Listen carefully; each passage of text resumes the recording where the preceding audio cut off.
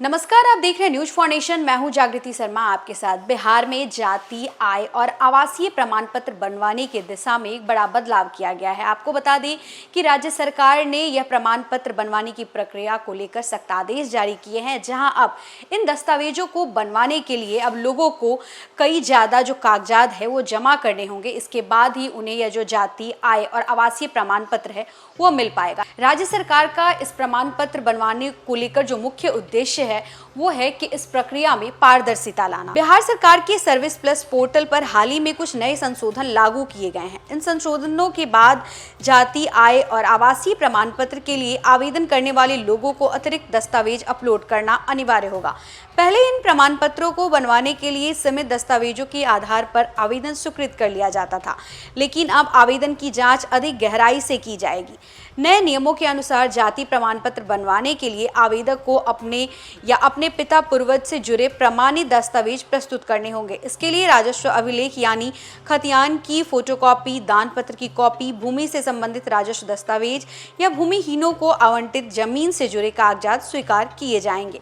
इसके अलावा अन्य राजस्व अभिलेख भी साक्ष्य के रूप में मान्य होंगे। यदि किसी आवेदक के पास ये दस्तावेज उपलब्ध नहीं है तो प्रशासन द्वारा स्थल निरीक्षण के आधार पर भी आवेदन की जांच की जा सकती है। हालांकि आवेदन करते समय कम से कम एक वैध दस्तावेज अपलोड करना जरूरी होगा, तभी आवेदन की प्रक्रिया जो है वो आगे बढ़ेगी। आय प्रमाण पत्र बनवाने की प्रक्रिया में भी सरकार ने बदलाव किया है। पहले सीमित कागजात के आधार पर आय प्रमाण पत्र जारी हो जाता था, लेकिन अब आय के प्रमाण के लिए अतिरिक्त दस्तावेज देना अनिवार्य कर दिया गया है। यह नियमों के तहत आवेदक को वेतन पर्ची, पेंशन से संबंधित दस्तावेज, आयकर रिटर्न या आय से जुड़े अन्य प्रमाण पत्र अपलोड करने होंगे। इन दस्तावेज में से कम एक दस्तावेज आवेदन के साथ देना जरूरी होगा। इससे सरकार को आवेदक की वास्तविक आय या सही आकलन करने में मदद मिलेगी।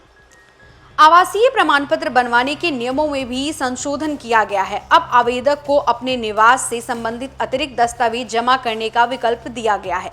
इन दस्तावेज में राजस्व अभिलेख का खतियान, दान पत्र की कॉपी, भूमि से जुड़े दस्तावेज, राशन कार्ड, निर्वाचन पहचान पत्र या बिजली बिल जैसे प्रमाण शामिल किए गए हैं। आवेदक इन दस्तावेजों में से किसी एक को आवेदन के साथ संलग्न कर सकता है। राज्य सरकार का कहना है कि इन बदलावों का मुख्य उद्देश्य प्रमाण पत्र जारी करने की प्रक्रिया को अधिक पारदर्शी बनाना और गलत तरीके से प्रमाण पत्र बनवाने की घटनाओं को रोकना है। कई बार गलत जानकारी देकर लोग प्रमाण पत्र बनवा लेते हैं, जिससे सरकारी योजनाओं का लाभ गलत लोगों तक पहुंच जाता है। ऐसे में सरकार के नियमों को सख्त करते हुए दस्तावेजों की अनिवार्यता बढ़ा दी गई है।